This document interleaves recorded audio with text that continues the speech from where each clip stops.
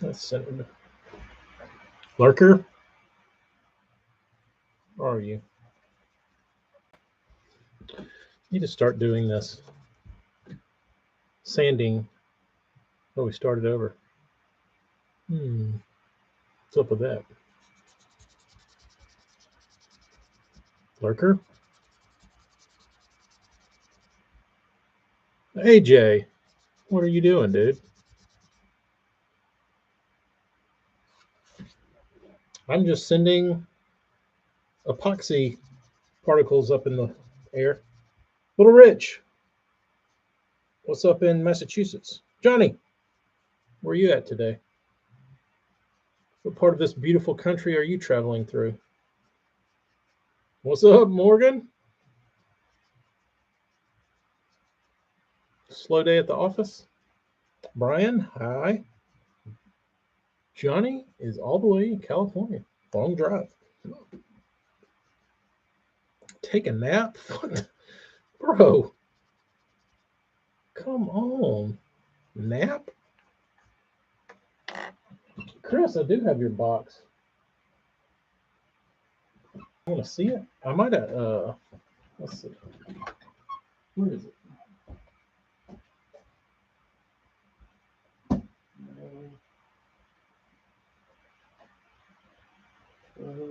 Hold on.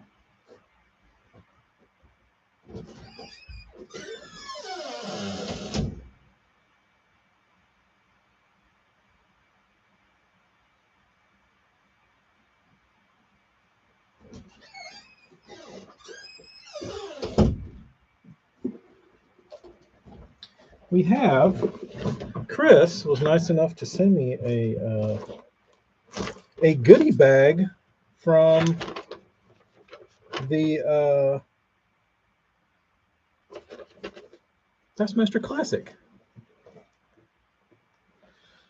He sent me some hats.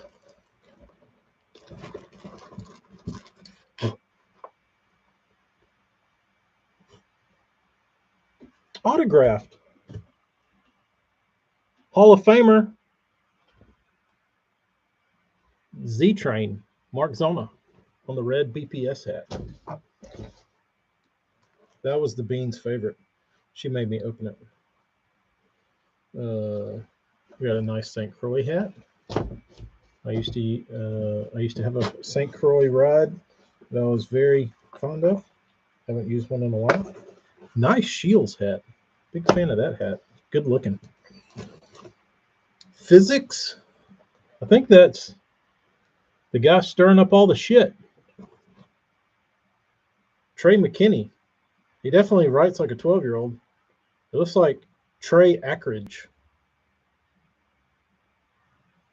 Yeah, kid needs to work on his signature, but he's only been writing 3 years, so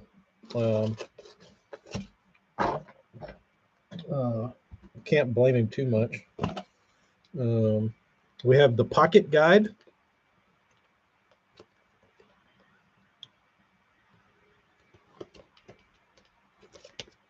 This is the expo map, I guess, and all the vendors maybe. Garmin, Gamakatsu, Baitworks, Tackle Bandit, Swimbait Universe, Suzuki, Bass University, Tackle Trap. That's cool. Spanker Jigs. They have an asterisk. They have a star by their name. Does that mean they're local? Where's the legend? It's a featured exhibitor. Boat Outfitters, Bass Mooch, Bait Cave Customs, Amphibia, American Amazon Spirit, Cream Lure, Lakewood, Kistler, Livingston. Dude, Livingston, how? How on planet Earth does Livingston, are they still able to afford to be premier anything? Give me a break. The company, there's funny business going on there. I'm sorry. For as long as they've been in fishing, there's no way that they're selling that many Livingston lures. I don't believe it.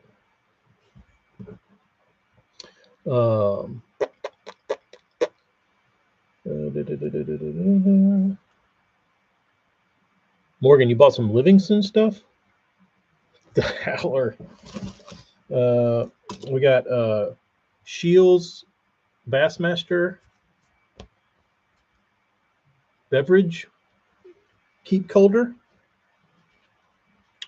We have Crush City new merch from Crush City. It's nice. We have lots of pins. They did nice on the pins. Tulsa, Oklahoma, 2024. Got the oil derrick in the back with the dude Tulsa 24. That's nice. And then there was another one. This one, the big one. I had to open that one. I wanted to look at these. Presented by Jockey.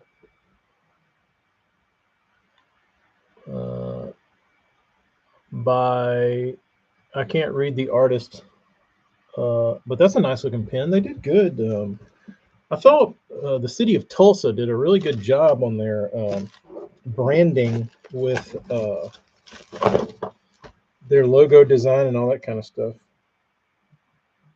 Here's the 2024 Bassmaster Companion.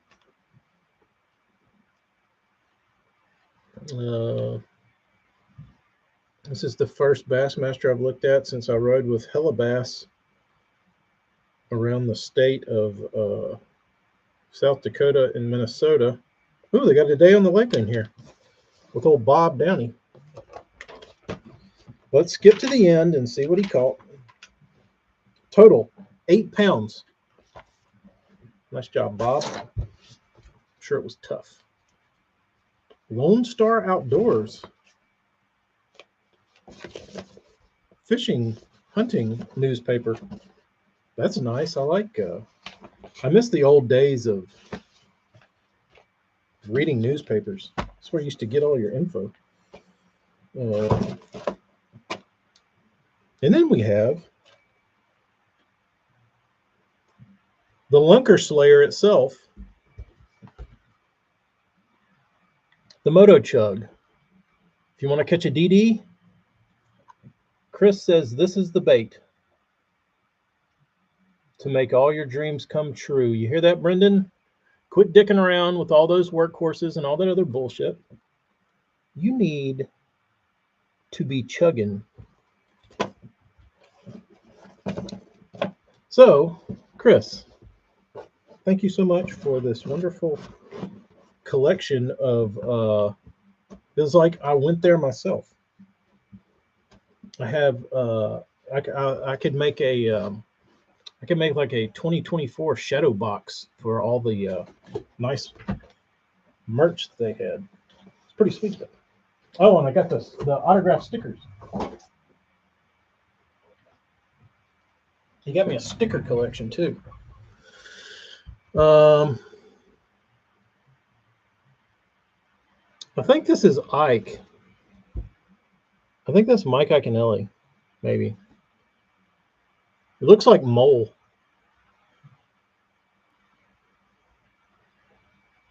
I don't know who that is. Let's see. It says in your letter. It's not Roland Martin. It's not Iaconelli. It might be Iaconelli. It's too short.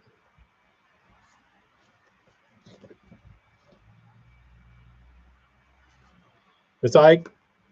Ike's changed his signature over the years. I need to get, oh, where is it?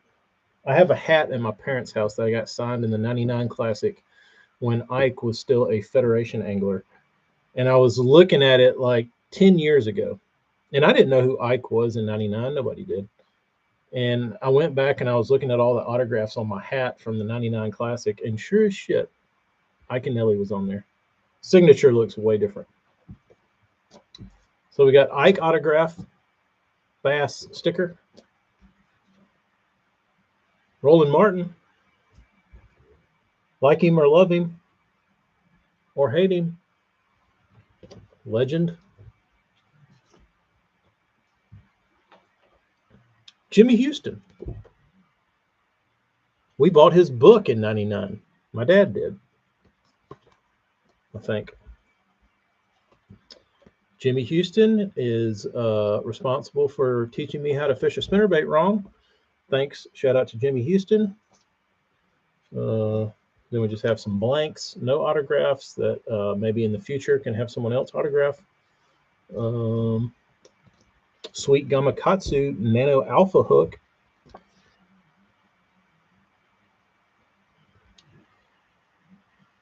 Gamakatsu, I just noticed.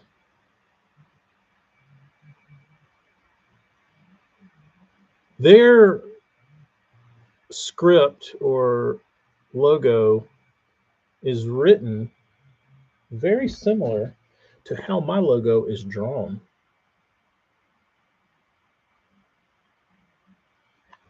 I bet this was written in a Sharpie. And then another blankie. So we got bass stickers. We got bass stickers to go put on our John boats.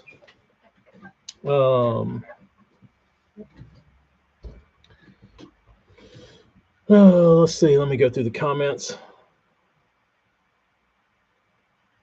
What's up, Paul? Is there still a Bass and Times paper that they mail to your house? Darius, that's a good question. Bass Times was pretty good. I don't know if they still do Bass Times or not.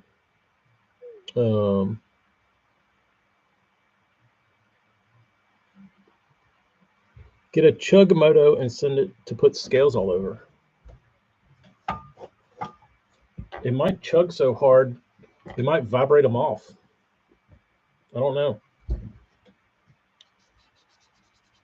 Look, where is that? Let me inspect this. Me and the baby opened this up, and she really thought this was cool.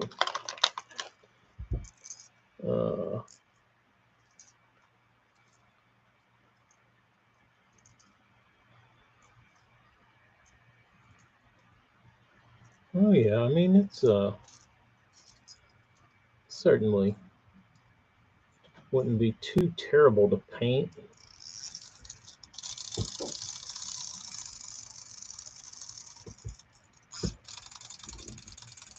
Look at that booty shape. Chris, I did. Thank you.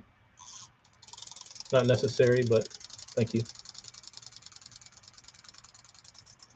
I kind of like the old frog pattern. The frog pattern looks good.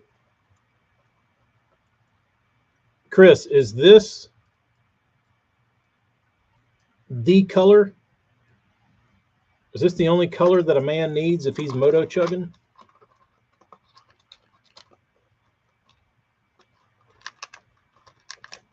That is the color. This is the color. Frog.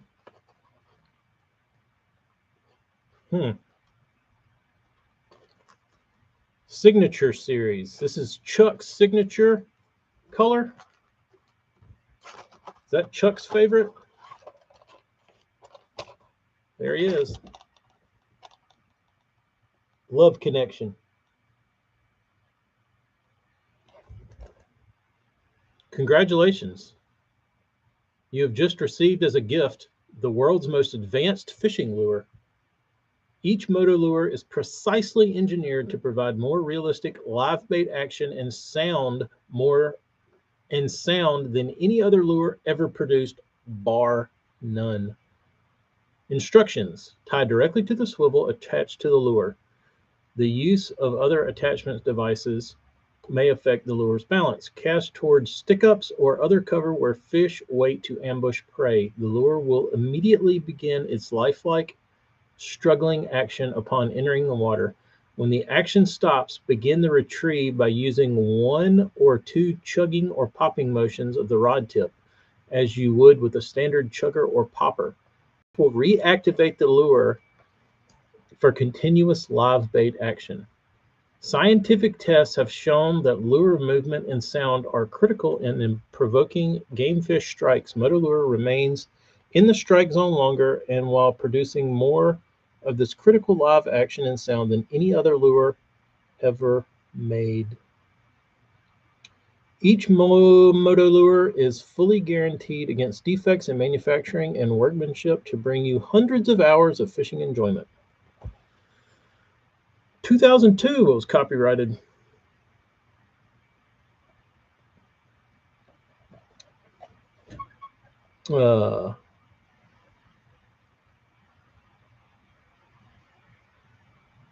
Yo, Josh, what are you doing? Quality made in China to precise U.S. specs. What happened to the patent, Chris? It says pending. Did it never go through? Or can I get into the moto? Can I get into the moto market and infringe on Woolery's design without fear of being sued?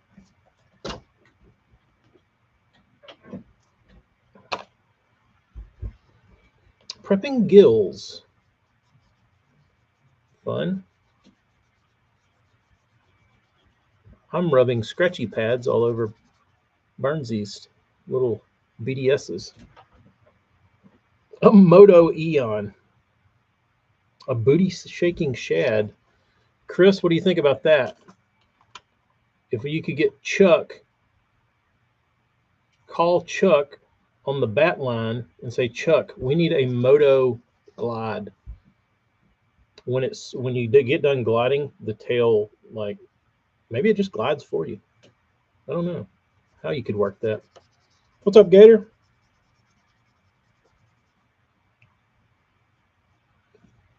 Bar none is guaranteed. That's a nice little write-up. Hold level pull to test. Okay. Chuck. Moto lures. How about that? The Chug Norris. Can you still buy Moto lures?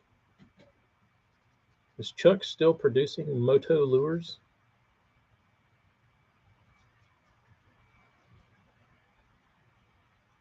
Chris, I need the story on Moto lures. Like, you obviously know a lot about the company. I would like to know how successful they were. How many lures were manufactured? Like, do you know any of that info? Like, just from a novelty standpoint, and being Chuck Woolery, he probably knows how to market stuff, I guess. What was the market like for a guy like Moto Chug?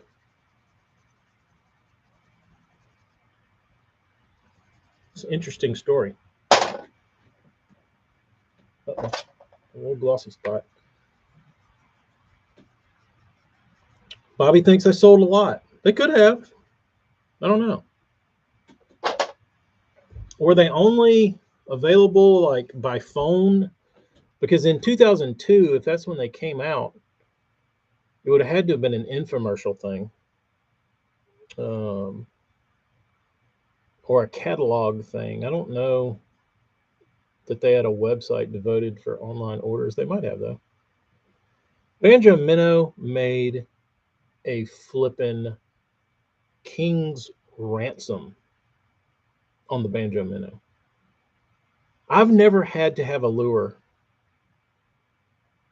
as much as I had to have the Banjo Minnow. And it wasn't like I want it. This was, I need it. I cannot continue to bass fish without it because I will not have the weapons I need to attack the pond largemouth.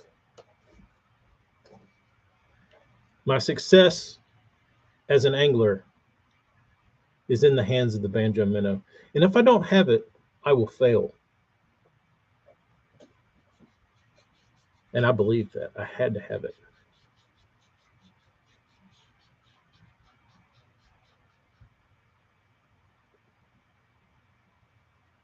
No, I don't think, Bobby. I don't know that.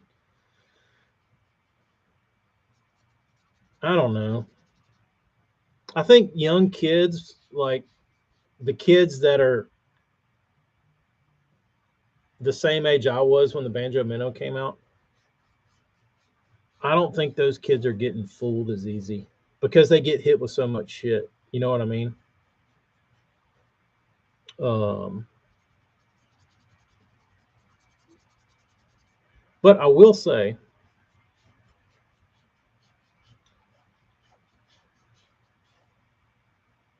I won't say it. I mean, it's a great product. Like the whole system is awesome.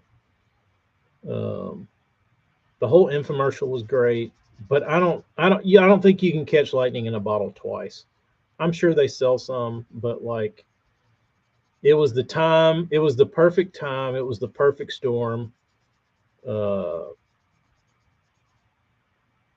like you can't do that again. You know what I mean? Like infomercial QVC was like at its prime, and they blasted the Banjo Minnow, and you couldn't resist it. Bought the entire helicopter lure kit. I never had the helicopter lure. The only one I had to have was the Banjo Minnow. I didn't have the helicopter lure. The one that got me thinking. Um, I do have infomercials on the brain, Morgan. The one that got me considering hijacking my parents' credit card to order was the walking worm. Um, so if y'all don't remember the walking worm was a recoil worm that curled up, and when you threw it out there, you let it go to the bottom, and it would uncurl and like curl back up. It was pretty cool. Um, but as a young, uh, I don't know what you would call it, uh, but I guess my critique of that was I pictured myself, said, all right, what am I going to do when I get this thing? I'm going to take it out there and I'm going to throw it and I'm going to let it sit on the bottom and recoil. I don't really want to do that. Like these guys were fishing in Florida during a cold front and they were just dead sticking this stupid worm. And although the the infomercial was, it got the gears flowing, but I couldn't see myself just throwing a worm out there and letting it sit. Um, however effective it might have been, that just didn't seem like a lot of fun to me. The Banjo Minnow, on the other hand, plop, plop, plop, plop, plop, plop, it looked fun. Uh, walking worm, not so fun. Um,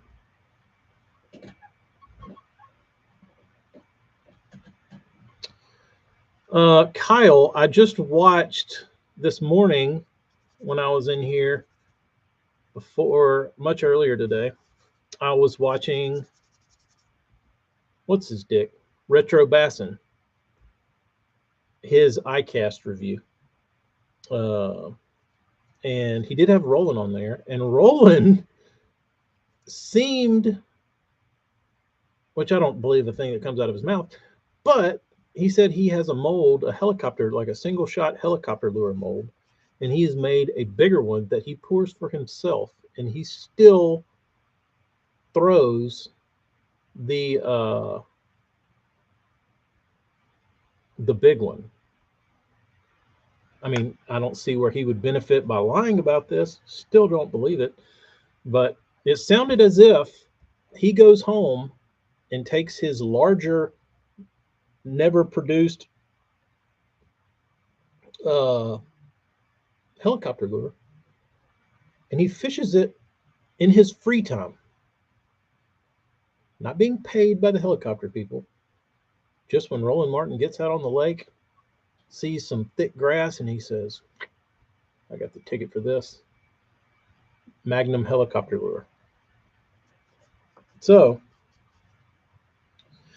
yeah, maybe it's a setup, Kyle. Maybe he's setting himself up or setting up the helicopter people for the next generation of helicopter lures. I don't know.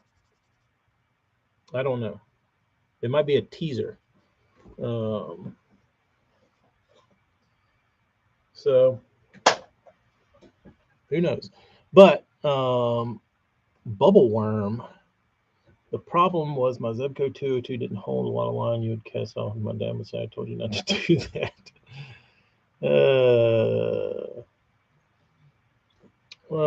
But that was if anybody's looking for something to watch, the Retro Bassin Icast review. He took a bunch of old baits and stuff and talked to like some of the original manufacturers. And here's another something. If you're curious about why the fishing lure industry is the way it is, go watch that video. It all makes sense. It all makes sense. Because the people that are running these companies are all crypt keepers, dude. They're like 150 years old, still holding on to the reins of these companies. It all makes sense. Or they're like family members or whatever, and you can't expect like a family member to have the same vision as whoever started it. You know what I mean? Like it's not the same. They can maintain it, but like as far as like the marketing and all that kind of stuff, like unless you catch lightning in a bottle and you've got like, you know, it just works where like somebody will take it and then like blow it up. But it's pretty wild. I really had a newfound respect after watching that for the Cream Lures owner guy. He seemed like a really, really nice guy, genuine dude. I wasn't too excited about his double colored Cinco worm. Didn't get me too fired up. He seemed fired up about it, but you know, the history of the company and his dad and all the stuff he'd done, and listen to him talk about like, you know, being a kid and throwing their stuff, and pretty awesome. So, and I also, it gave me a kind of a better look at, you walk a tightrope being second generation, third generation, whatever, where you pretty much inherit a company and you want to still show respect for like what your father started or your grandfather or whatever, and keep the brand kind of loyal to them and what they started, rather than completely rebrand it and like change the logos, change packaging, like bring it up to date. I can see where people wouldn't want to do that. Like they just want to stay cream. You know what I mean? Like the old days. Don't know if that's the right answer. Don't know if it's the wrong answer, but I can see where like, you know, there's something that you're connected to as a kid and growing up around this stuff that like, that's how it should stay. Like I said, I don't know if that's the right answer or the wrong answer, but the right answer, I guess, is whatever the individual who owns it feels is the right thing to do. So, yeah, the H&H dude, He had a pretty thick accent. Um, a new hickey, that's a nice bait. Uh, dude from H&H, dude. I couldn't believe that the dude went to Icast. Like I was like, damn, this guy's like 80 something years old and he's still down there like hawking H&H baits. Um, but I like the cream guy.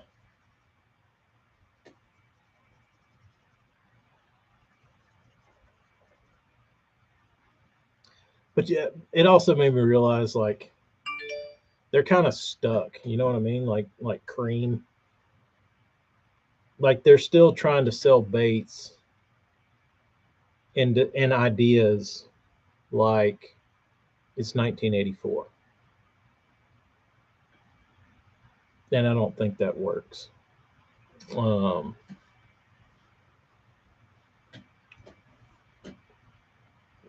but they're in Walmart. And I'm not, so what do I know?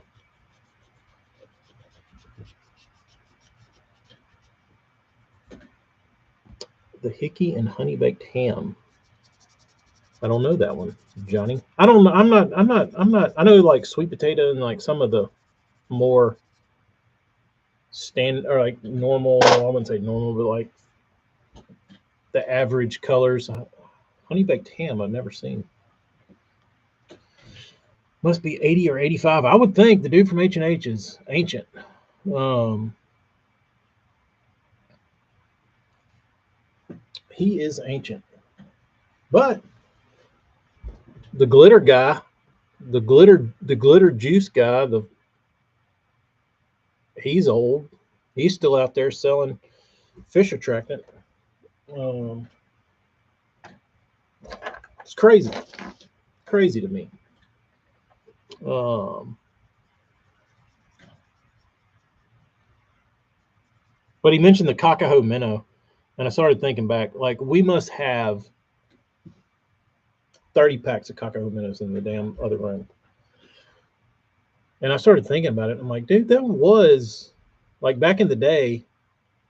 There was the Sashi shad for freshwater, and then the Kakaho minnow came out, and the Kakaho minnow went nuts for trout and redfish. But I started thinking about it, and there wasn't probably much for inshore stuff. You know what I mean? Like they pretty much were like the kings of inshore soft plastics. Um,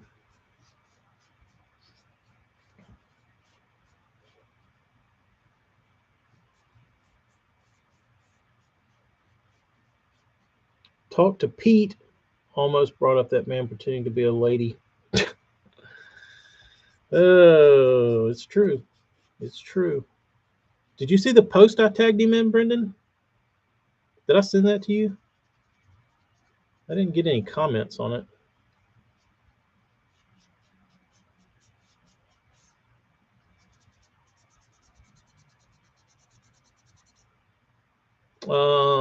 Johnny, I think there's a design flaw in the new Mercs. Tato Designs could probably tell you about it. BBC, I have a picture of this angler. It's on my Instagram, but it's from like 2014, and it's a pick stitch with Pete on one side and Coach Man on the other.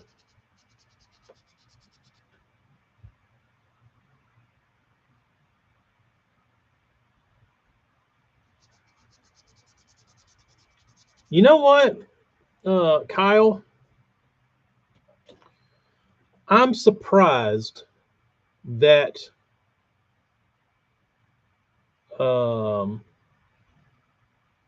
I'm surprised that nobody has revitalized the H&H concept because there's certain things about it, about the design, uh, that make it do unique things. And you've never been given the option of a quality H&H. Like H&H's are great for what they are. But say the H&H was your favorite spinnerbait and you were like serious. You wanted like badass hook, badass blades, uh, next level skirts, all that kind of stuff. I'm really surprised, especially in Japan, that nobody has taken that design and made it like the Nori's beetle spin. Bass Attacker did, but then killed his business partner and went to jail. They made a fancy H&H. Because if you never thrown one, they don't act like any spinnerbait. That little head dances, and not being attached to the hook, like everything about it is very interesting. Um, but I would like to see that design like redone.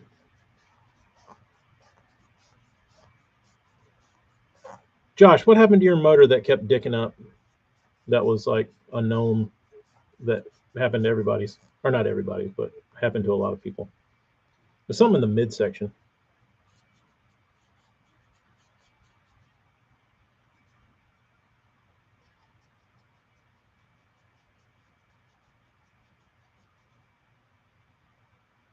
Oh, H&H frogs.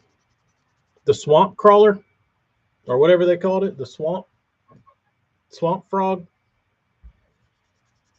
Oh, I thought you meant you redid the spinnerbait.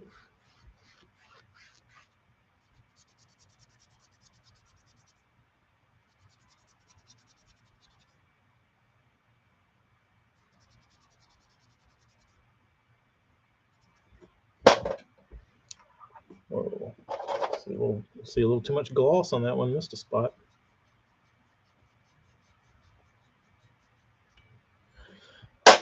Brendan, maybe you take $1.50 of your hard-earned money and go to your local store and buy you an H&H spinnerbait and find out. And you will maybe see what's special about it. The fact that you don't own an H&H is staggering. I thought that was everybody's first spinnerbait.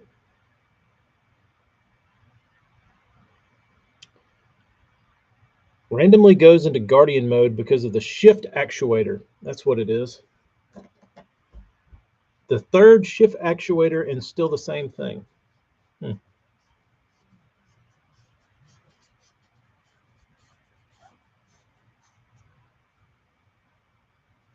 Bulldog, yeah, I remember Davey Height pumping the. I never owned a Bulldog because I couldn't buy Bulldogs locally. I don't believe anywhere. I never saw them on the shelf, but I always wanted Bulldog spinnerbaits because of Davey Height, and I liked Davey Height, and I liked the way he fished, and he fished a Bulldog spinnerbait, but I never owned one. I think I have some of their jigs.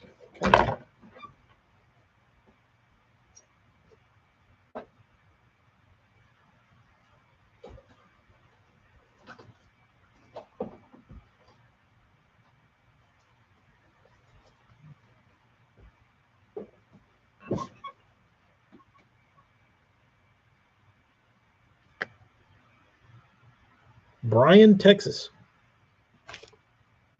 I thought they were from somewhere else.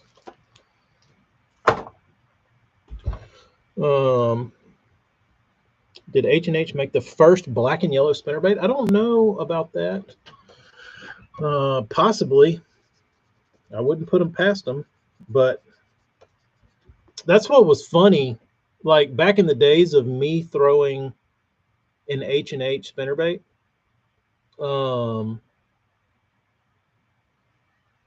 nobody threw white. Like white wasn't a thing. You threw black and yellow, you threw black and white. You throw yellow and white. But like shad looking stuff was not. Like I probably threw a black and yellow one more than any of them because I threw a black and yellow beetle spin. Like that was the like it was like the beetle spin was like the gateway drug to an H&H.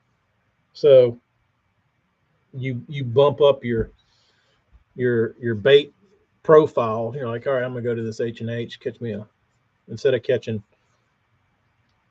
bluegill and little micro bass, I'm gonna catch big bass with my H&H. And but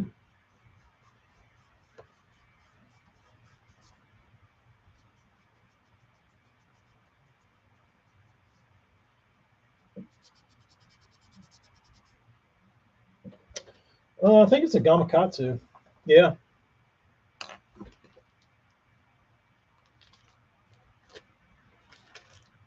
yeah, it's a bronze gamakatsu. That's why I bought them. See that bronzy flashing? I paid I paid I paid less money for the whole jig for what the hook is worth. Gamakatsu does not go out of style. Their 1980 jig hook is still badass. So um, between the shift actuator problems on the Merc and my two buddies that have constant trim lower unit issues and starter bracket problems on the shows, I'm scared. Morgan, that's what my buddy Keith was saying.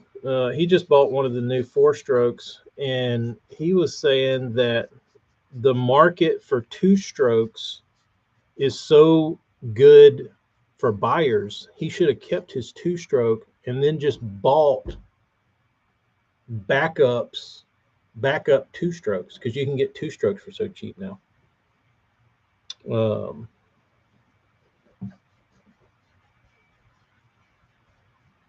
Something to think about. Like rather than spending 20 grand on a new four stroke, just go buy you three used two strokes and put them in the garage on a stand. Pop one, go throw the other one on there. Get you a couple $100 out of it, maybe. Go throw you another one on there.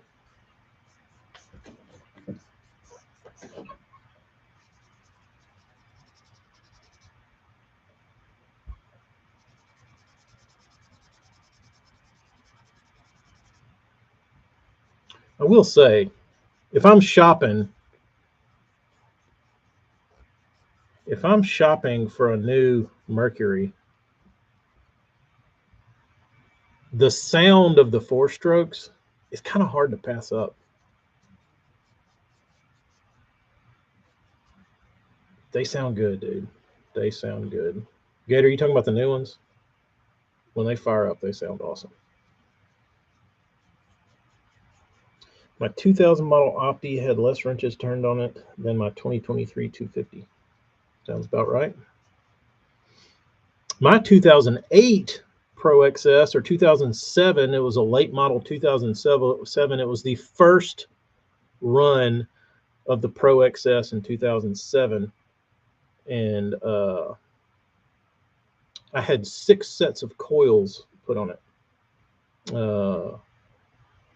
New lower unit, but that was, I don't think it was from age. I don't know. Just a lower unit went out. Mainly I had coil issues constantly. My lower unit went out without even like just running down the river.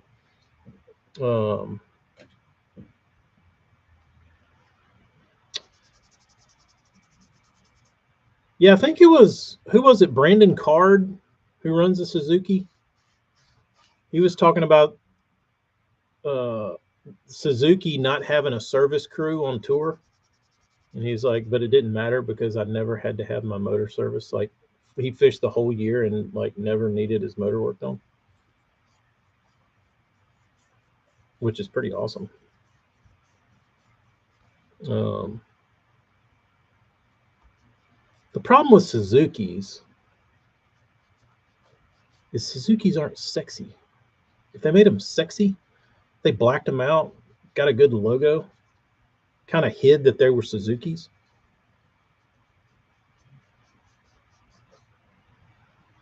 I think they do all right.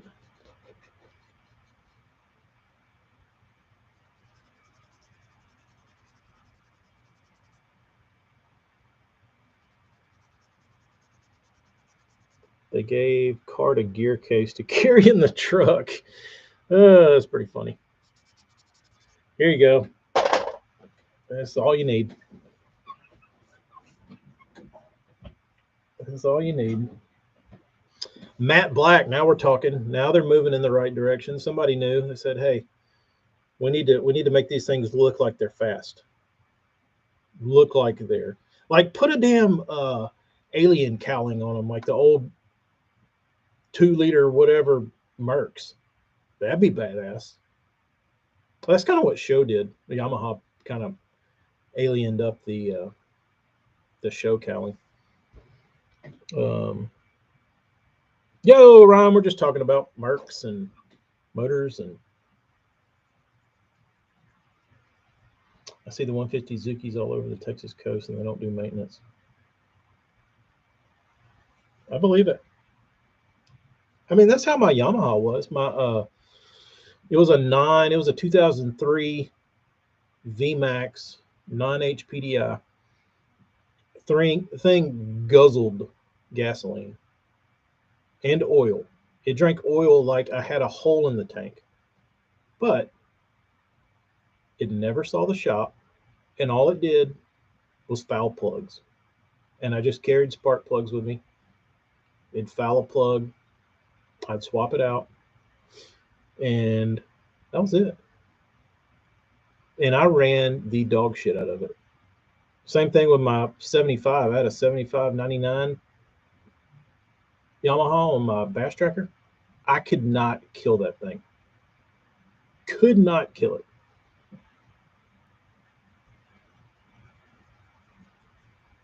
And that's from like that's not from adult use. That's from like 15, 14-year old to like 20-year old abuse. VMAX was a cool name. I used to have a VMAX visor. Um, but yeah, they did good on that. Whatever VMAX means. Might mean nothing, but sounds good. Pro XS also sounds good. Um,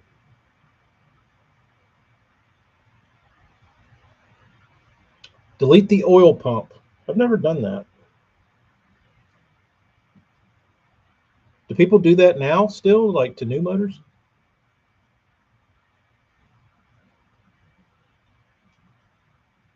Like, is there any guys out there with a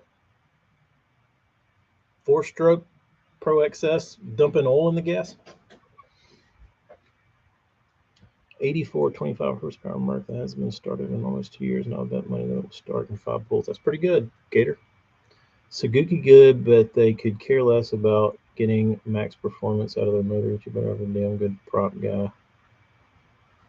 I'm surprised, Kyle, that there's not some dude that's like figured out how to juice them up, open them up, tune them. Did you dirty 2 times? I just poured oil into the tank. There you go.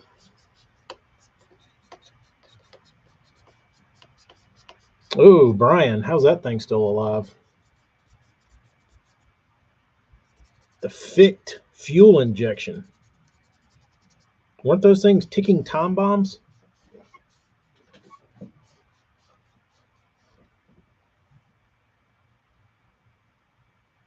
It's horrible. I can't believe it's still alive.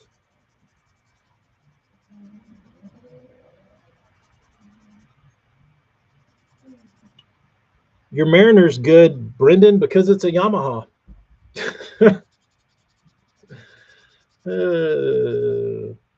Which you know that, but for the people listening, the Team Marine guy has fixed up some of the Suzuki's. Had the oil pump go out on my Fast Strike 175 and it never started again. Ouchie. There are a few guys, but they're not going to give you. Nispro, probably spelled that wrong, has show supercharged flash kits.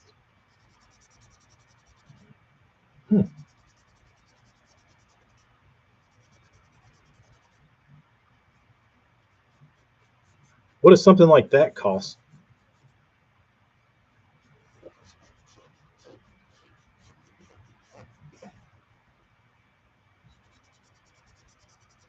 I wonder what that does to reliability.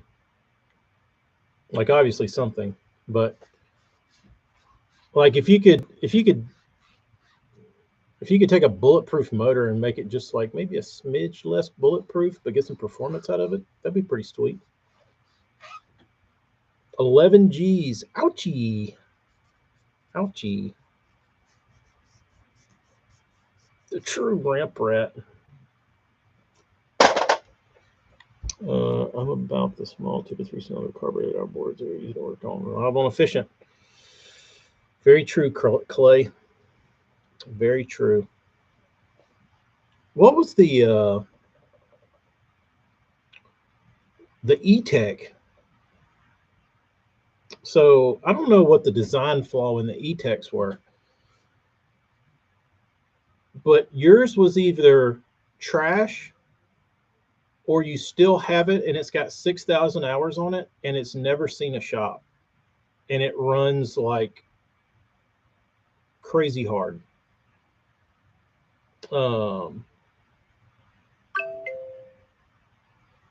Really weird design.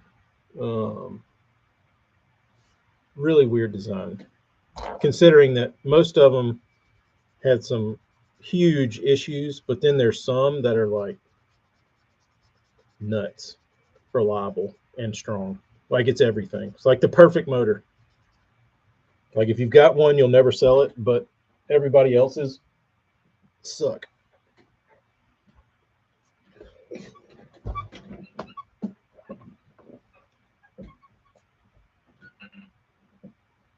The E-Tech commercials were hilarious. Yeah, they did do good on the E-Tech commercials. I would agree. I hear they take the 450 and make it into 600 just from a tune.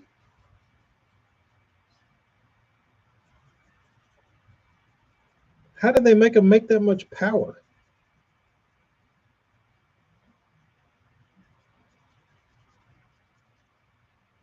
And not just pop. Oh, they supercharge it. Or are they already supercharged?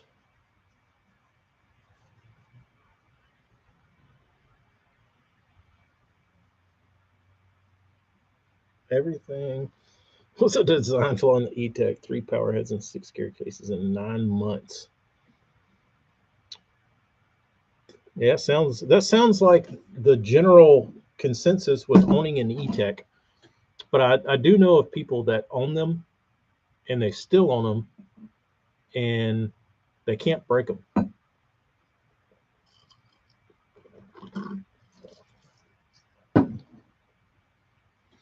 When the G2 came out, the steering went out on one and sent a brand new Ranger away from the bank.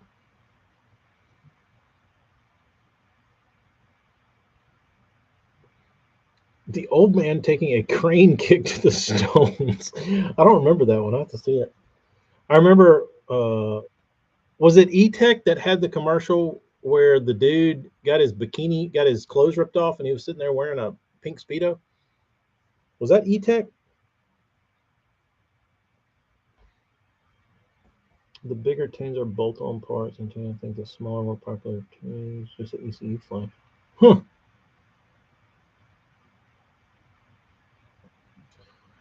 Put the same tune into a 200. Everything on the upper end of the 200 is the same as a 200 minus that. Josh, I remember when my fishing partner Jody, he bought a 2003 or 2 TR196 Triton, and it had the 200 Optimax on it, and the cowling said 200, but like everything under the cowling was like a 250, and that thing, like it was, I forget what all was different. Like it had like the heads off of the heads and the pistons off the 250 or something, but like pretty much it was a 250. I don't know how they deciphered it to like how they throttled it to make it a 200, but they did something to it. But that thing would scream, dude. Like that little TR19 would do like 78, 79. Like it would, we would crush people running down the river.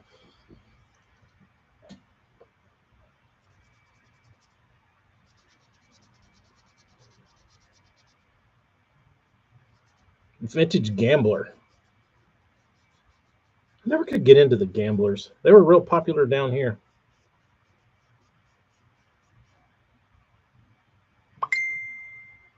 More fuel, more air, more spark. Whatever it takes.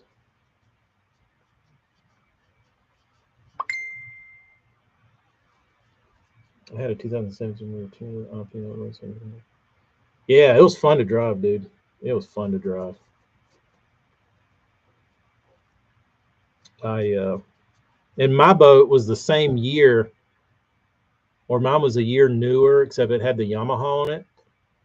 And my boat would run like on a good day with like a 10-mile-an-hour current. Me running with the current in the wintertime, mine would run like 72. But all those TR19 hulls were fast. Um, but the ones with the that generation Optimax were like really fast. Asian diesel racing boats. I have not. There was a period of time, Clay, where I wanted to build one of those like Thailand, like dovetail surface drive motors out of like a Predator Harbor Freight motor. Um, so when we went to Thailand, we went on this canoe cruise. It wasn't a canoe; it was like this long boat down these canals in Thailand. Um, and all these dudes had like homemade surface drives, and the things would scream, dude. Like these little guys would zip down these canals and shit with these homemade surface drive motors, and they were loud. Like that was the only problem with it. But uh, I started thinking about it, and I was like, these guys aren't buying like, you know, whatever brand surface drive. These guys are building these, and they're probably building them pretty cheap. And when I got back home, it's like, I think I could build one of those.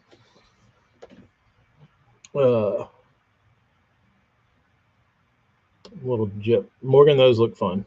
Amy sent me the same video, or a different video, the same boat, like a couple days before that, and she was like, "I want one of these." I was like, "That's the last thing you need." There was an elite boy with a flashed one on tour last year that didn't ever run his wide open tail on tournament day because it was really obvious. That's pretty funny.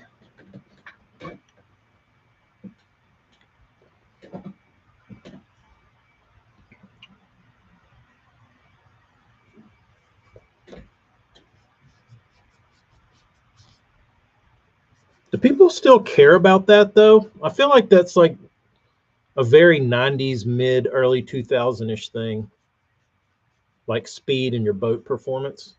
Do people still give a shit about performance in a boat, like how fast your boat will go?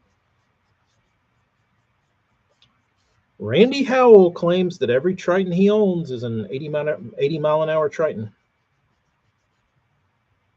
I will say my buddy got a prop from him. I think it was a Fury.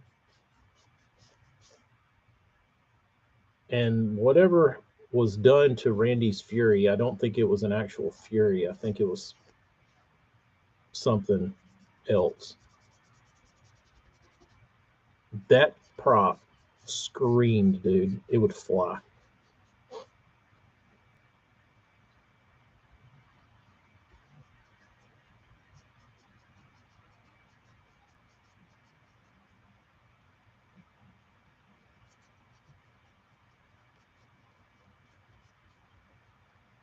There's one YouTube video of one with the giant Cummins. That's pretty funny. I remember back when I was like, I wanted like a boat with like a 250 on it, or like I wanted a bigger boat. Before I bought my boat, I was shopping and I was like, I want a 250. I want a 20 footer with a 250 on it. And that's when Triton came out with the 20x HP that would tote the 250. And my dad was like, he was of the cloth of, I ain't never caught a bass going 70. Um, you know, you don't need to go fast. You don't need speed. I'm just fine doing 35 in my bass tracker. He was of that uh, ilk. But to me, I didn't, I didn't, I liked the speed, but to me, I always looked at it. The way I explained it to him was, uh, if you have a heart attack and, or you chop off your finger, or whatever else could happen on a boat when we're out fishing, do you want me to drive you to the truck doing 78, or do you want me to go 35? You pick.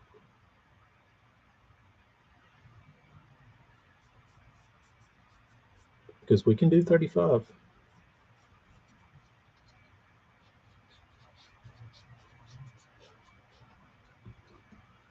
I, I just like to have it if it's there. I don't have to do 75 everywhere I go. But if I want to do 75, I damn sure want to have it.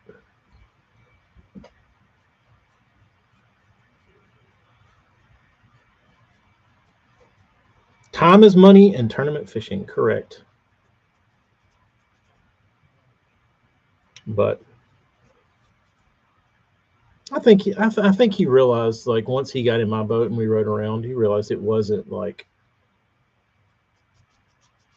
what he had imagined it being. Like, it wasn't just like a speed demon. Like, you can only go one speed, which the mid range kind of sucks on a Pro XS. But um, my Trident would run like 81 in the wintertime, and it would run 79 in the summer when it was new, when like the prop was new and all that kind of shit. The first tournament I ever fished with it, um, loaded like tournament stuff. We were going back to weigh in, and I was running upriver, and I hit 79 with the live wells full.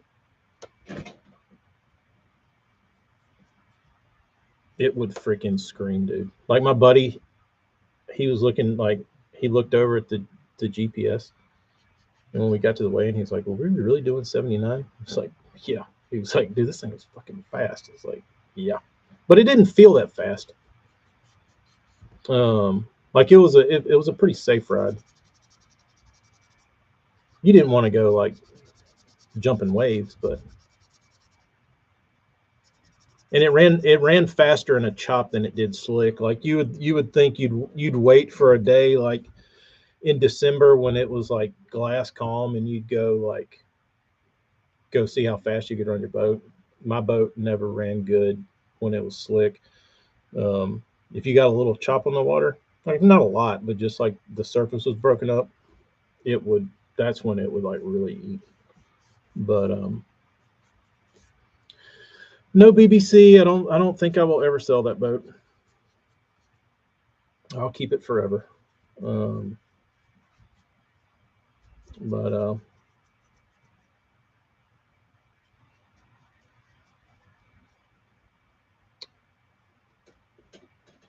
need to gut the weight out of the Triton, remap the ECU, and put a Nitro 3 kit on it to hit 120. I don't think that's in my future, Kyle. Although it sounds fun.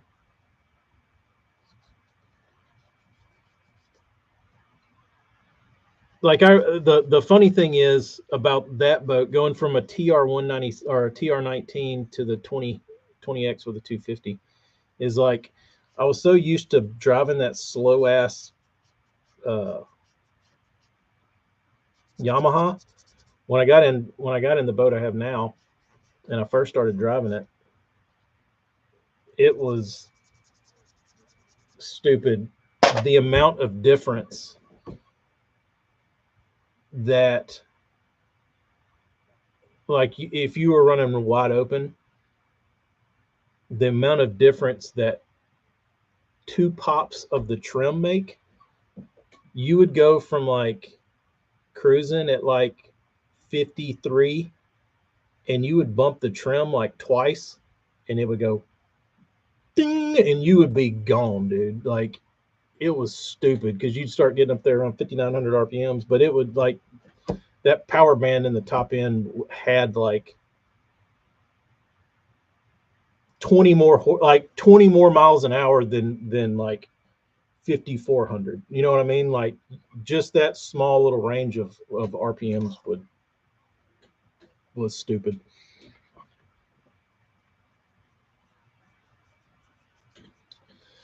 Oh, you're right. You're right, Josh. I do need a trailer. I do need a trailer. I don't want it taken away from me. I just need to. I just need to figure out a way to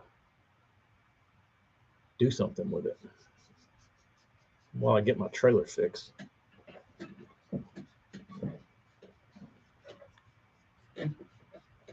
I'll never financially cover from this.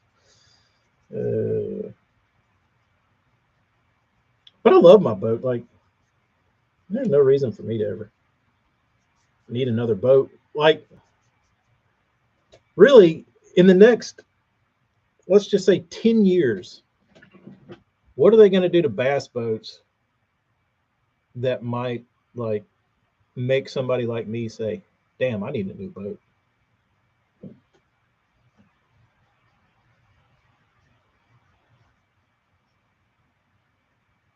Cool the live wells. Don't really care about that. Duck River.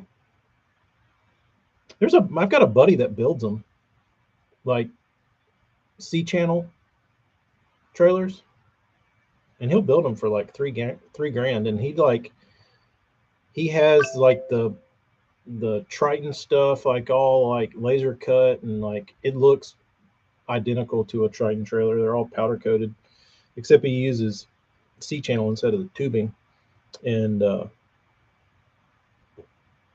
he said he'd build me one for like 3 grand, but I don't want to come off 3 grand for something that just sits in my driveway and gets used 4 times a year. Um,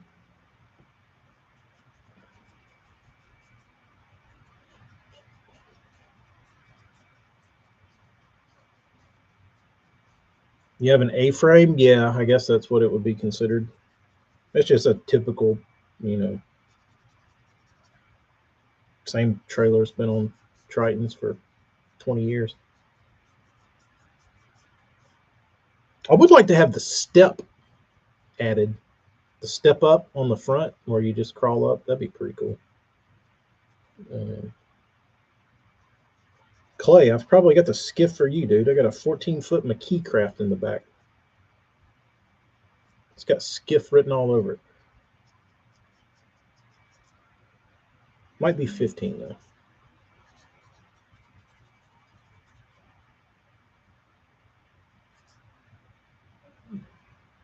Yeah, mine's tube,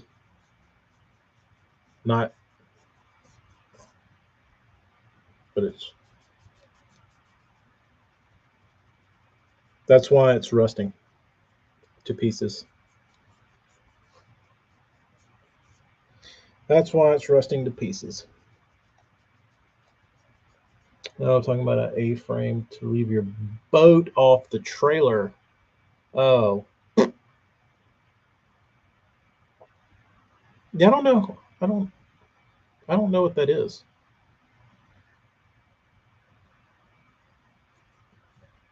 Could look it up. We do have There is a forklift here, so I could probably pick the boat up, I would imagine.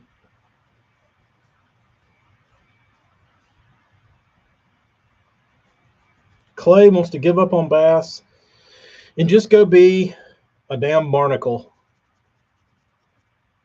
Good luck, Clay. Let us know how the salt life is with the rest of the damn urchins out there.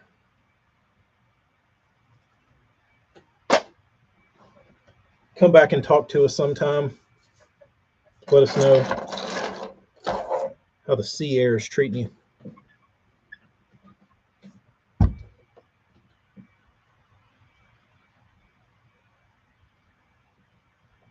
Gonna have to move out of Texas and get to the Keys. There you go. I need a taller riser in my brother-in-law's Triton. Hard for an old man with a bad right shoulder to get up out of it. I have seen guys started putting those in boats.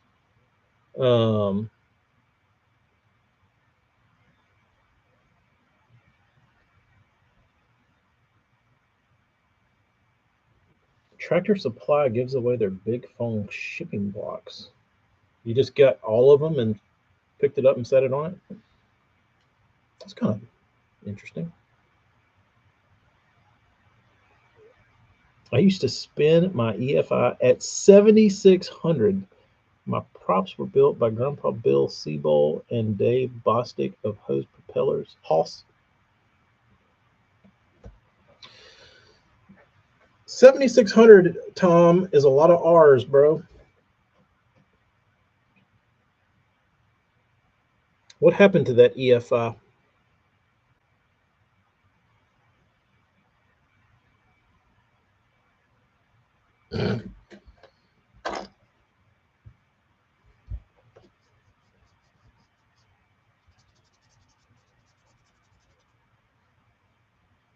Broke the 100-mile-an-hour mark. What hole, Tom? What hole did you have this beast strapped to? Feel the need for weed.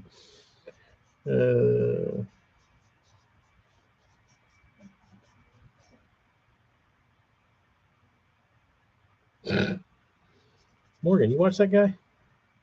Bull whistling.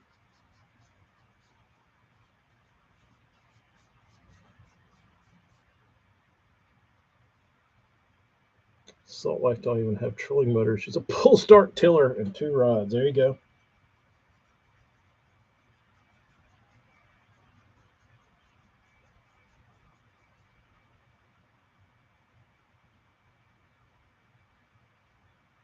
I do like brim fishing on it with a fly. That is pretty fun.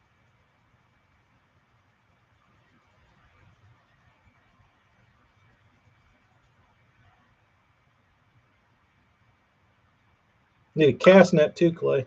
Don't forget about that.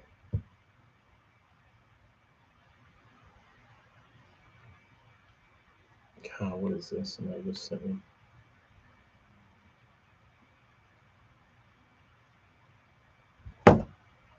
Garbage. Do a lot of these trailers have issues with the salt aluminum? No, galvanized is the best way to go if you're anywhere near salt. You want C-channel galvanized, and that trailer should outlive you.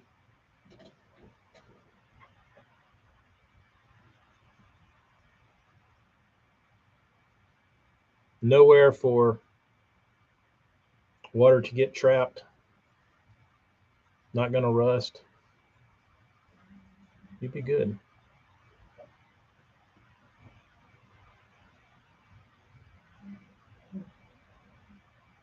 Well, hold on. Where is it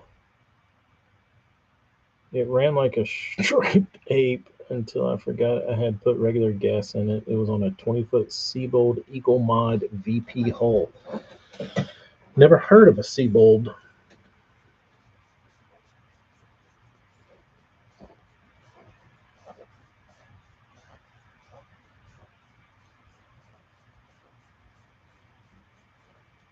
Josh, you don't like hearing on the fly?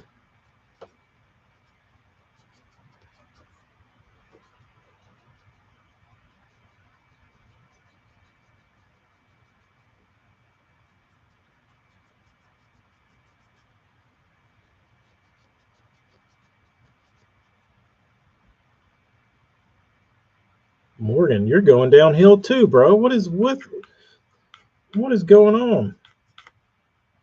We're gonna have to change. I'm gonna have to revamp the camper talk and get some like panfish guys on there, some saltwater dudes.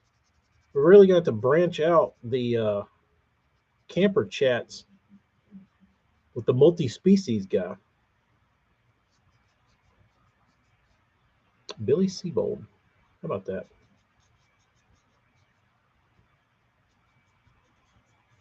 Foodcraft.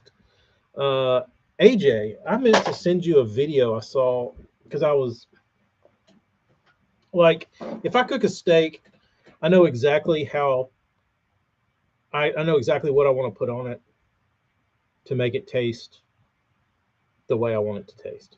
Like, I'm happy with the way I season steaks.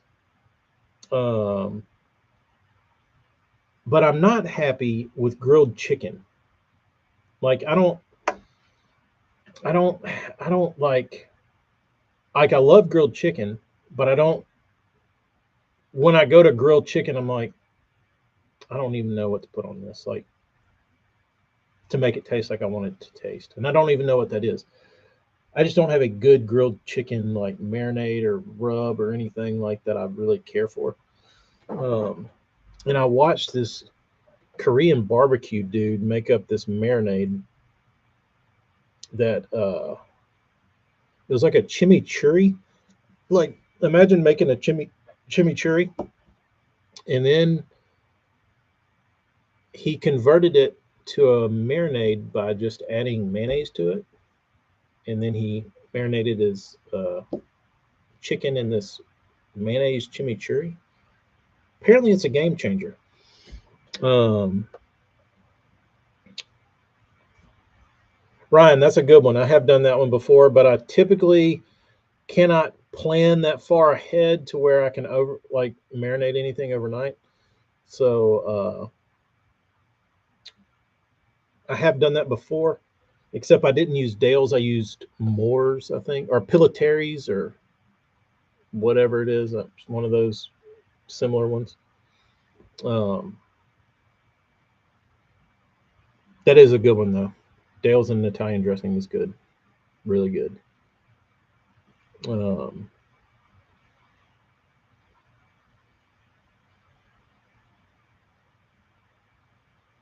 Morgan, it's funny you say that. My buddy, growing up, we'd all get together and like fish like buddy bass tournaments where it'd be like four boats and we were all like buddies in high school and we'd fish like a tournament against each other. And one, but my buddy Blake, he would get on there and he'd talk shit, about kicking our ass and catching all the bass and all this kind of shit. But his excuse when he would lose was that he wasn't even a bass fisherman. He was just an old brim fisherman from Mobile. Did you catch him? Nah, nah. I'm just an old brim fisherman from Mobile anyway.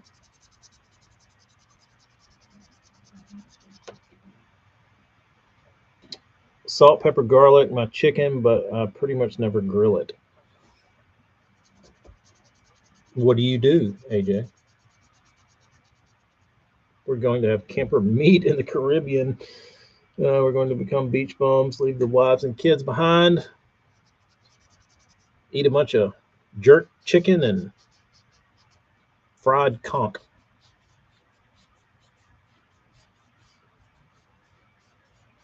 Gator, Cavender's is my go-to. Cavender's is probably, I would rank Cavender's as one of my top three, two pre-made seasonings. It is probably one of my favorites. I use it a lot. Great on chicken.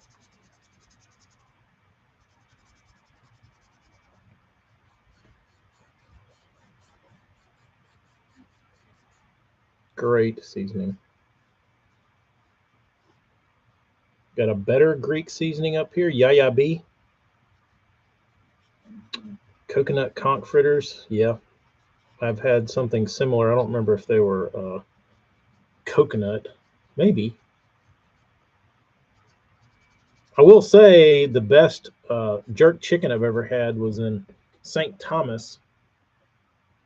No, it was on. It was at. I was in Turks and Caicos. I think we're on Grand Turk or whatever. But this lady was selling jerk chicken out of a damn 55-gallon oil drum that she made into a grill. And like that's when I think of grilled chicken, like it didn't really taste like jerk chicken, but that's what she called it. Dude, it was so good. I don't know what was on it, but it wasn't like jerk chickeny. It was just very like I don't even know how to describe it. It was delicious though. But that's to me what I hold to the standard of like grilled chicken was her chicken. Maybe it was all the petroleum left in the drum that made it taste so good.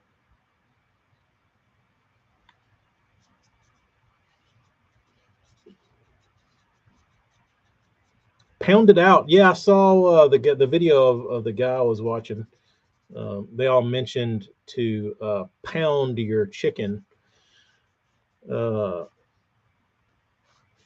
so it cooks evenly.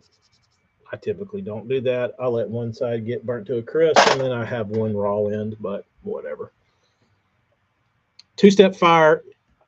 Agreed, Morgan. Two-step fire to me is better, and not that hot. It is better than regular two-step Cracker Dude seasoning. Two-step unsalted. I haven't seen that one.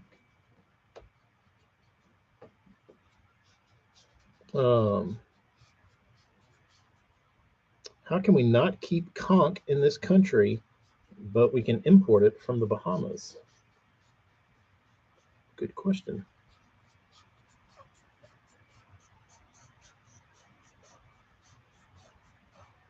No, that's what like when I bought the two-step hot fire or whatever by accident because I didn't realize it.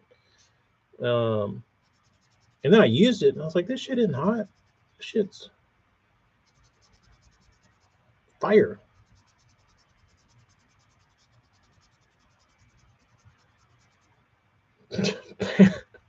I knew there was coming.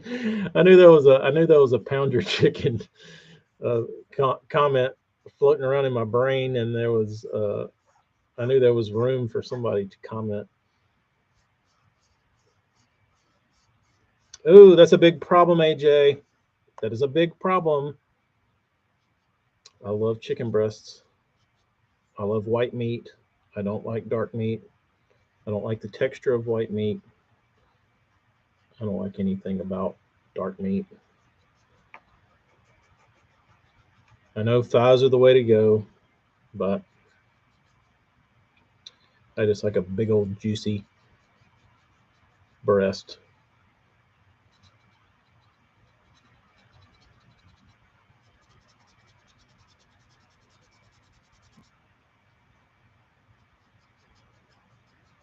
Diet chicken. I mean, I guess I don't feel like it's ever that bad.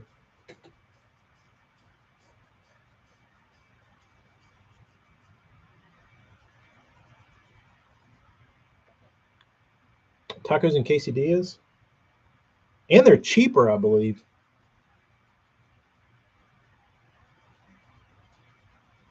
Johnny, you a breast man?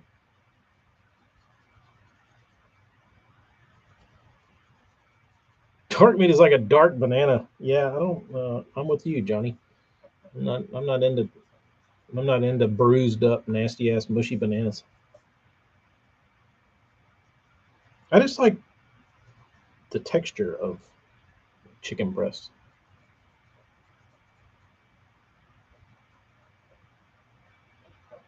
Call me crazy. Yeah, that's what I'm saying, Kyle. I don't think I don't think a chicken breast has to be dry. There's probably less wiggle room on a chicken breast, but I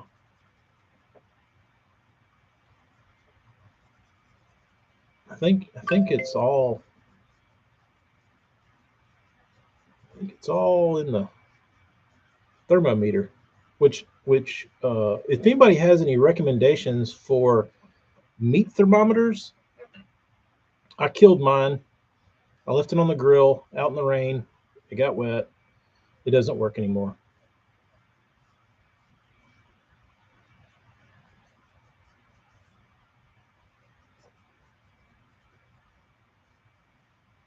Like the texture of breast, not so much the chicken.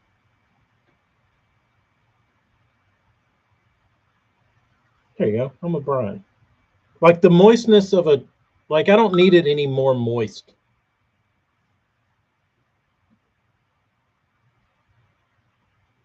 Maybe I like them dry. I don't know.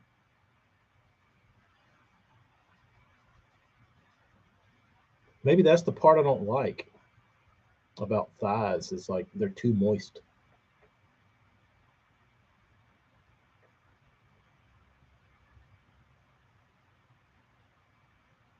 We call Joe Rogan for some elk. I've never had elk.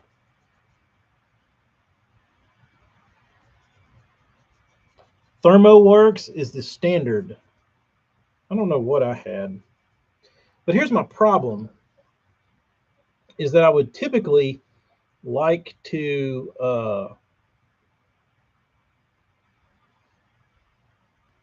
um, check the temp with my left hand. And the one I used to have was like a pin and it had the little readout on the side of the pin, but it was right handed, which means if you poked it with your right hand, you could read it, the temperature. Well, I didn't like doing that. I liked using my left hand, but if I did that, the numbers were upside down, and I would have to like kind of like turn my head because it's such a little readout. It was not easy to read, so that bothered me that they need left-handed thermo pens.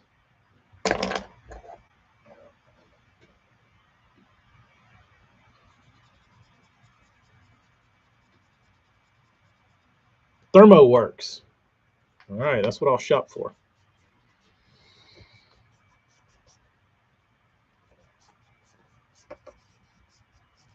I want to try moose. I've had zebra. I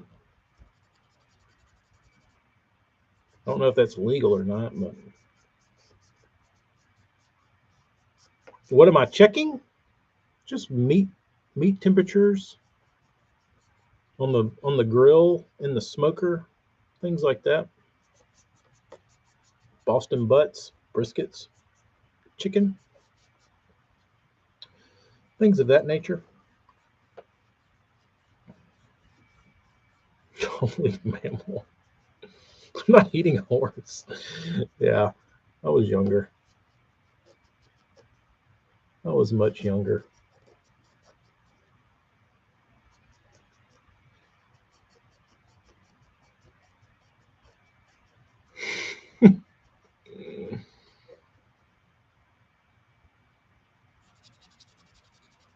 Um, so my dad's old secretary used to own a restaurant, and we went and uh, had dinner there. And they were like, "We got some wild shit in the back. You want to try it?" We're like, "What kind of wild shit?" We'll just bring it out. Let's see what you think. And zebra was one of the things on there, but I don't know where they got all this shit from.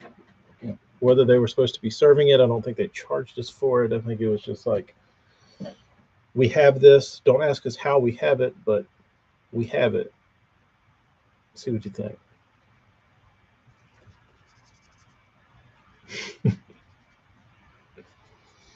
Be like, can I get a steak? It's like,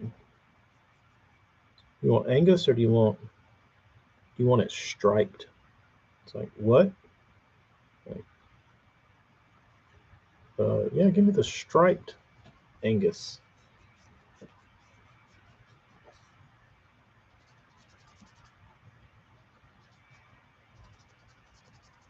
I never had goat. A lot of people eat goat. I don't know the reviews on goat. I think goat's pretty good.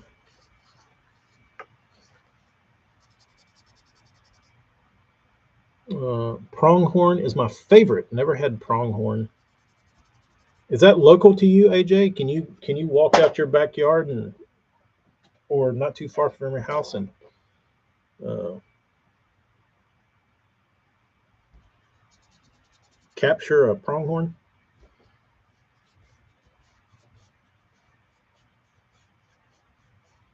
A few hours west. Oh, the old goat in the ground. Clay. There was a guy at our old hunting camp.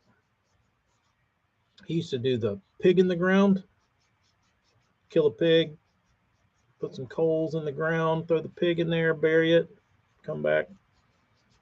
Well, he would do this at Christmas. And one year, he did the whole pig in the ground thing. It was a damn event, dude.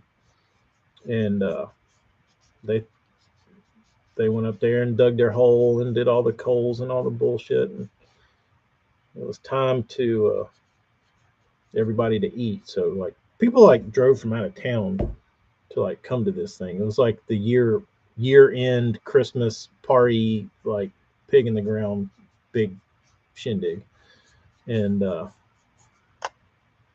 we all rolled up and they started digging the pig out.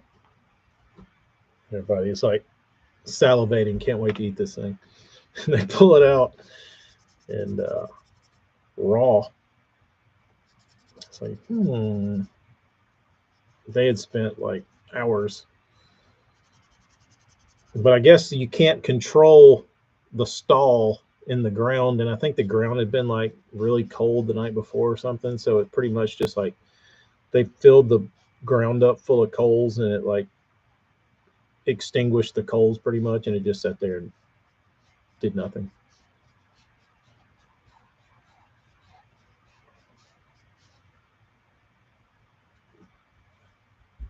I got on the radio one day offshore during a tournament.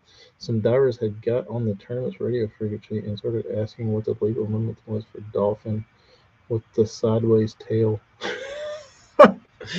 Like a porpoise? That kind of dolphin?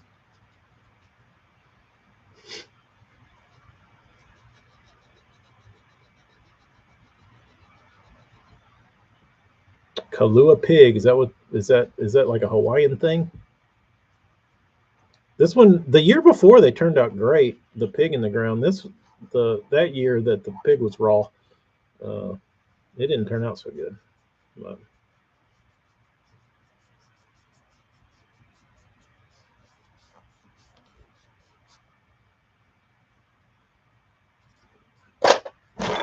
hey, I only got a few more baits. Anybody have any color request for the BDS1 Japan crawl? Started playing flipper sounds off the phone saying it wouldn't. That's pretty funny.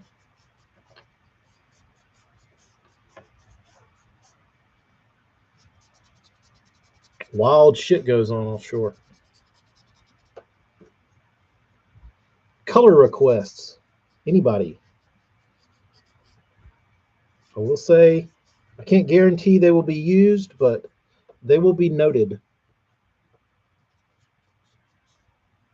I will certainly consider them. A river rat color. Root beer, splatterback crackle. Baby bass. Ralph, pink theme. Northern effect.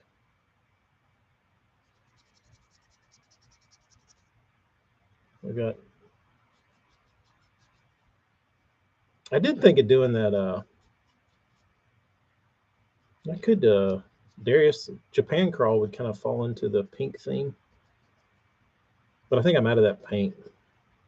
Bluegill, the bean calls a bluegill. I guess she misinterpreted what I was saying, or it's just the way she hears it. But when I went fishing Saturday, I got back and she said, "Dada, what did you catch?" I said, "We caught some bass." And she said, "Did you catch any bluegills?" And I was like, "Did I catch what?" She said, "Any bluegills?" And I was like, "Bluegills?" And she was like, "Yes." And I was like, "Bean, we did not catch one bluegill." And she's like, "Aw." I was like, "Yeah, no." It has semi-rounded sides, Clay. They got a little curvature to them. There is a little flat spot.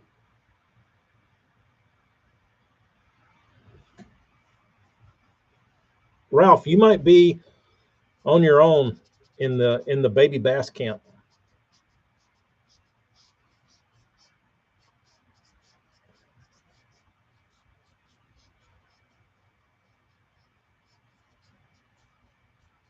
Boner hybrid hunter, yeah, that one was not terrible. That would probably make a better color for this one. This awake. Slayer. Where has the damn Slayman been? Orca. There you go. Honestly, Ralph, I don't like, besides swim bait people, um, I can probably count on one hand the amount of like regular conventional hard baits I've ever painted in baby bass. Painted a ton of swim baits that color, but regular crankbaits,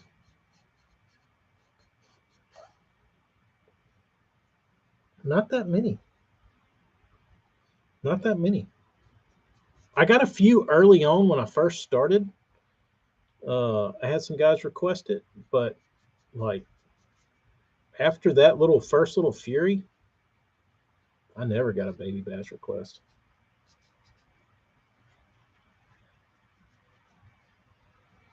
I sold all the chartreuse baby basses.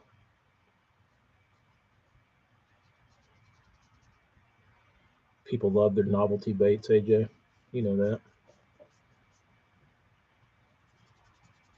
I said, "Holy shit, this guy painting baby bass? I haven't seen those in 20 years. Give me that."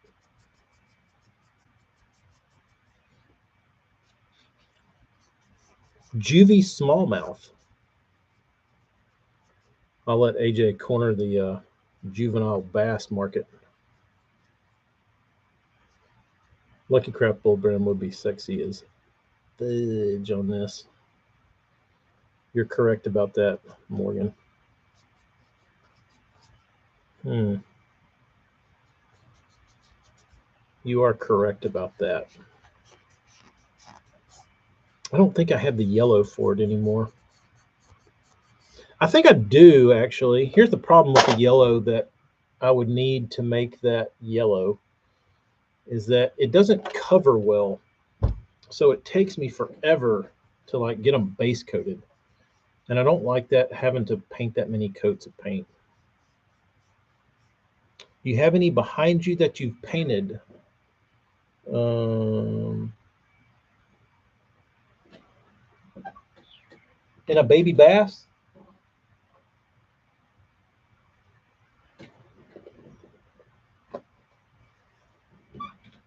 Probably not. I might have. Hold on, baby.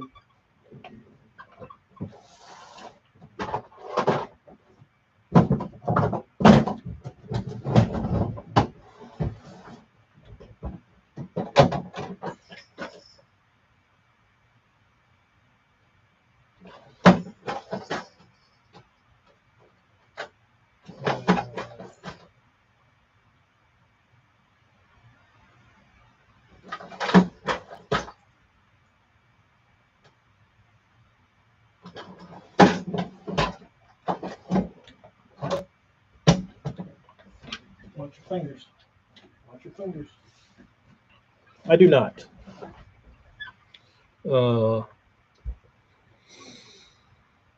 I do not have a baby bass that I have ever painted.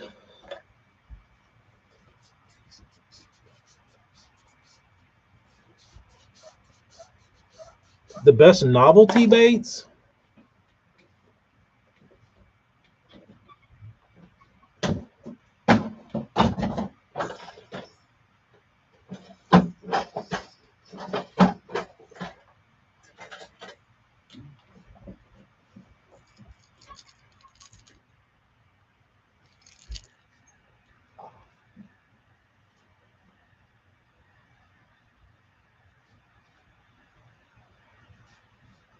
That one?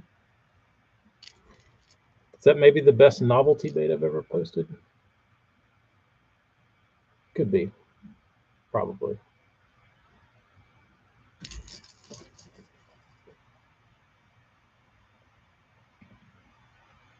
As far as sales, yes, the Little Debbie.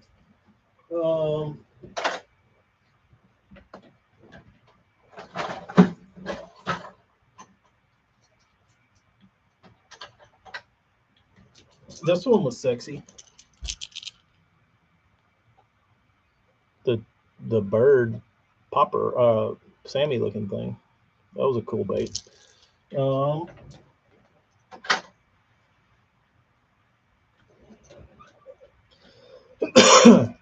This is the most embarrassing, but believe it or not, these used to sell like crazy.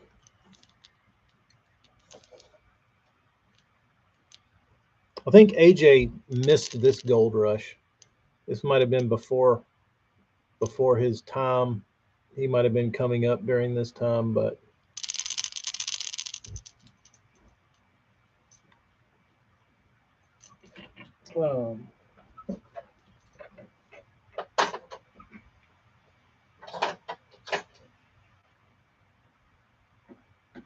I need to get rid of this.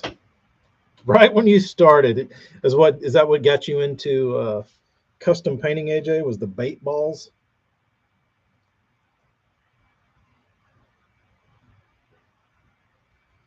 I need to get rid of this because I painted it for a dude and he sold it back to me.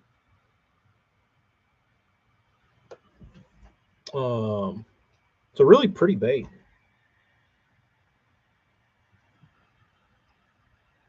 Like, he was very specific on what he wanted for having never fished it, but it's a nice looking bait.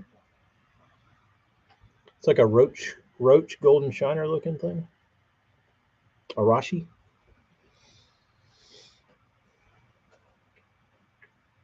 Correct, Kyle.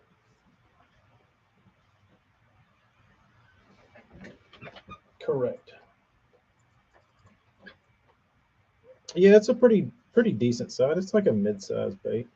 I don't know. I don't have the other ones in my hand. I don't know. But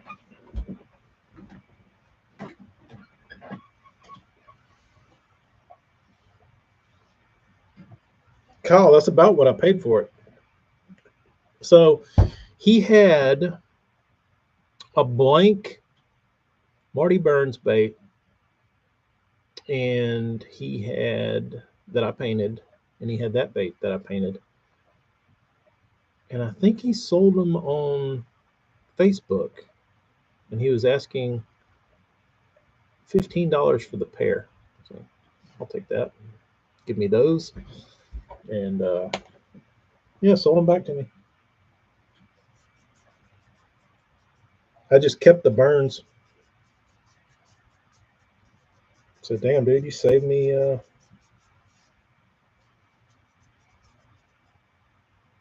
having to paint more. So I basically got it for free.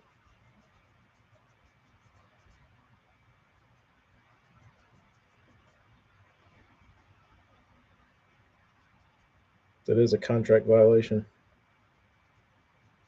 Speaking of, I did have to cancel. I blocked a new camper signer upper.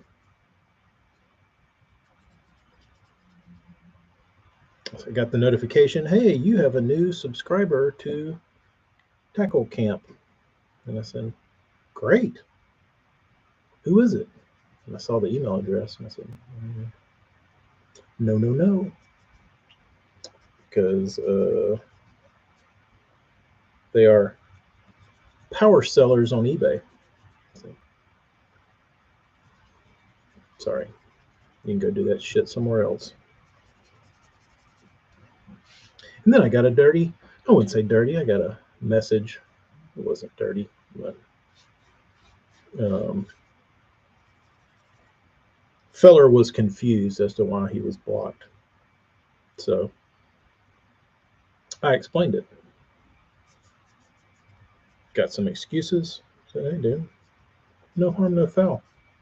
But I have friends and campers that, and by friends, I'm talking about the campers because I appreciate y'all, and we hang out a lot and talk. So consider y'all friends. So said I have, guys on there that to be able to later buy that bait on eBay. I'd rather them get it when they get it. All right. So, yep. So it wasn't worth. I would rather not have to deal with that than what I would have gained. So I felt fine. I sleep good at night. Mike, you do, yeah. It is someone you know.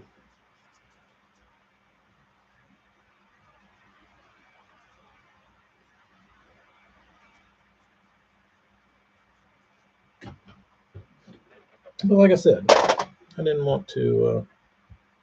I didn't want to have to deal with that shit. So I sold a pre-wrap wart for $50, then bought it back along with 4 other custom painted warts for $40. Oh, AJ, make it make sense.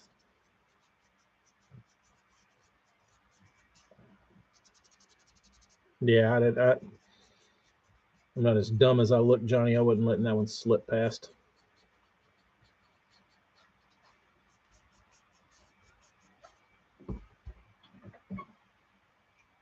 Does he have a YouTube channel?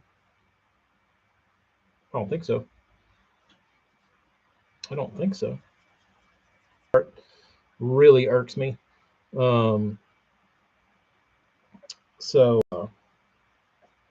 But I like watching where he goes because he fishes the Delta, and like seeing where he drags his kayak into is really pretty cool. And like a lot of the times he accesses places in the summertime that you wouldn't be able to get a boat into, and it's kind of cool to be able to see what's going on in there, like in the summer. I don't know, Johnny.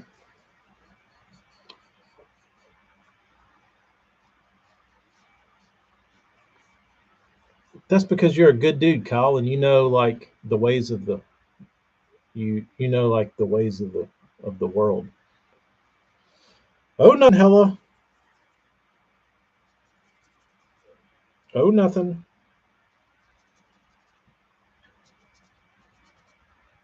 Just chit chatting, sanding baits.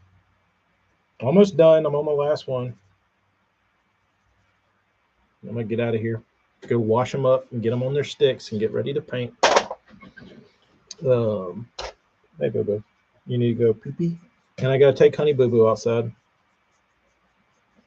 Been around the world, correct? We've touched on food, lightly brushed Icast, boats, performance outboards, mods on your motor, everything. At the dealership, getting the wife a car so we can hand down to the 16-year-old. That's exciting. Ralph, I try to. I've been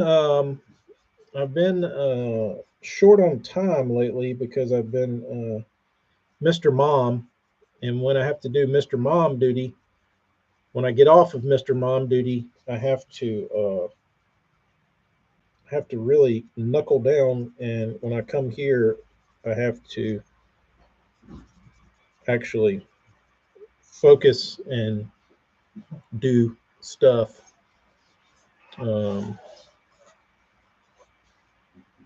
So I haven't had time to just sit and chill and sand baits. But today was a chill and sand baits day.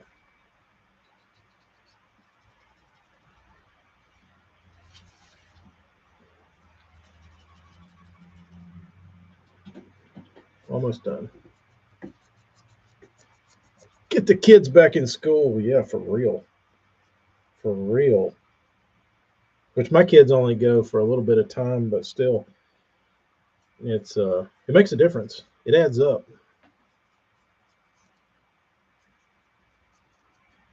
Hello, are you going to fish with Uncle Frank? Great question, Gator.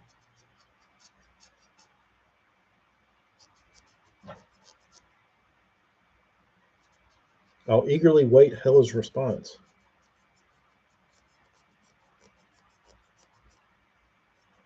I still never heard back from Southern Spincast on getting a mold name.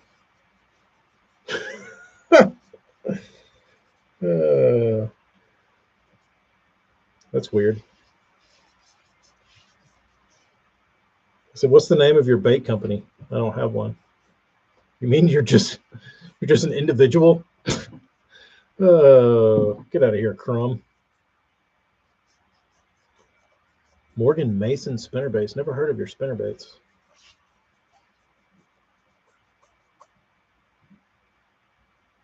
I think Uncle Frank. I think you need to stay like. I think you need to room next door to Uncle Frank. Have dinner with Uncle Frank. Wake up in the morning, hop in Uncle Frank's truck at like a hotel. I think the experience, or like that, would be optimal.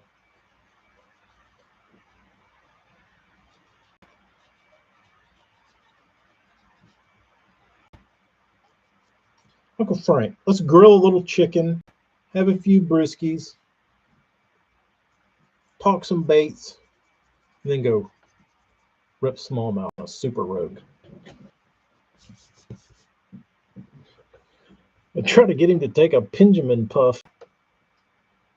I don't know what a Benjamin is. Is that a left-handed cigarette? Is that the devil's lettuce, Clay? Gator said, "Did someone say puff?" Little left-handed vape. Ooh. Ooh. Take it with you on the airplane. Oh, now I'm listening. Oh, that's funny. That is funny.